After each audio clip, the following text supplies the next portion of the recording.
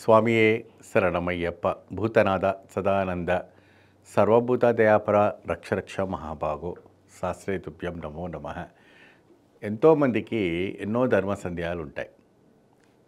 ఆ ధర్మ సందేహాలు ఎలా ఉంటాయి అంటమ్మా, మనము అది చెప్పాలన్నా వాళ్ళకి చెప్పాలన్నా కూడా నాకు ఒక సంతృప్తమైన ఒక ఆతృత మనకు కలుగుతుంటుంది. ఒకటి విభాగము అయినటువంటి ఒక శరీర భాగము ఎప్పుడైతే కూడాను మాయాతత్వంలో మనం ప్రవేశించిన తర్వాత, స్వామి ఒక తత్వంలో మనం ప్రవేశించిన తర్వాత, స్వామి ఒక దీక్షలో ప్రవేశించిన తర్వాత ఇది సాధు జీవనము. కొంతమంది కొన్ని రకాలుగా ఎన్నో రకాలుగా చెప్తుంటారు, ఎంతోమంది ఎన్నో గురుస్వాములు చెప్తుంటారు. అయినప్పటికీ కూడా ఉదయాన్నే ఎన్నింటికి మనం లెగాలి అంటే ఇది ఇక్కడ ఏం కనపడుతుంది, కేరళ సాంప్రదాయం ఉన్నటువంటి పూజలో ఉదయాన 3:30కి లేచి అంటే సూర్యుడు ఉదయించక ముందే అయ్యప్ప స్వామి ఒక పూజా కార్యక్రమాలు ముగించి 6:15కంతా మీరు అయ్యప్ప స్వామి ఆలయానికి వెళ్ళిపోవాలి. అక్కడ గణపతి హోమాన్ని కానీ అయ్యప్ప స్వామి అభిషేకాన్ని కానీ మీరు అందుకోవాలి. ఆ రకంగా మీరు ప్లాన్ చేసుకొని చక్కగా మీ యొక్క దీక్షను ముందు కొనసాగుతూ పోతుంటే మీకు అద్భుతమైనటువంటి ఫలితాలు రావడానికి ఆస్కారం ఉంటుంది. సాయంత్రం వేళల్లో మీరు పనిచేసి ఉద్యోగం చేసి తిరిగి వస్తుంటారు. వచ్చిన తర్వాత అలసిపోయి చక్కగా స్నానం చేసుకొని శుభ్రంగా అయ్యప్ప స్వామి పటాల దగ్గర అనుకుని శుభ్రం చేసుకొని పూలు మార్చి వత్తులు మార్చి స్వామివారికి నివేదన నూనె వంత కూడా వేసి ఆవు నెయ్యి వేసి చక్కగా దీపార్థన చేసి అయ్యప్ప ఒక సహస్రనామ కానీ అయ్యప్ప అష్టోత్తరం కానీ 9 లోపు మాత్రమే చేయాలి. మీరు ఎప్పుడైనా కూడా మీరు 11ంటికి వచ్చారు 12ంటికి వచ్చారు నాకు స్నానం చేసి పూజ చేయవచ్చా అంటే చేయకూడదు.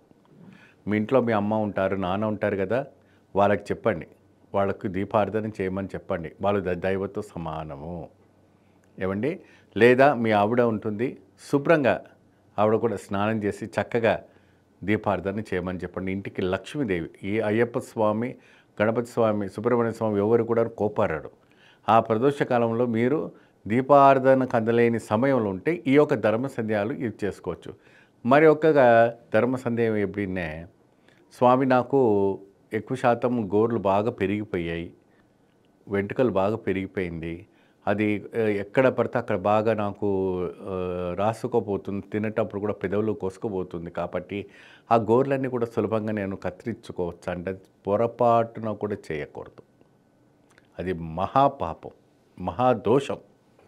ఇది శబరిమల అయ్యప్ప స్వామి దర్శనం చేసి తిరిగి వచ్చేంత వరకు కూడా మీరు ఆ గోర్లను కత్తిరించిన, కొంతమందికి నోట్లో పెట్టి కొరకడం అలవాటు బాగా ఉంటుంది, నోట్లో పెట్టి కొరకడం బాగా అలవాటు ఉంటుంది. ప్రతి క్షణం కూడా వేలు నోట్లో పెట్టి కొరికి అలా ఉమ్మేస్తూ ఉంటారు. అది చాలా అరిష్టమైనటువంటి ఒక దరిద్రం. ఉన్న ఉద్యోగం పోతుంది, దరిద్రము, అసలు డబ్బులు నిలబడవు, ఇంట్లో గొడవలు, చిరాకు, అసలు మీలో ఒక ఆరోగ్యమే చెడిపోతుంది. ఎప్పుడైనా కూడా నోట్లో ఏళ్ళు పెట్టి కొరకటం లాంటివన్నీ చేయకూడదు.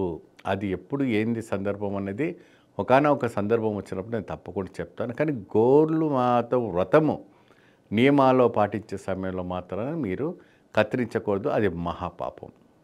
స్వామియే శరణమయ్యప్ప.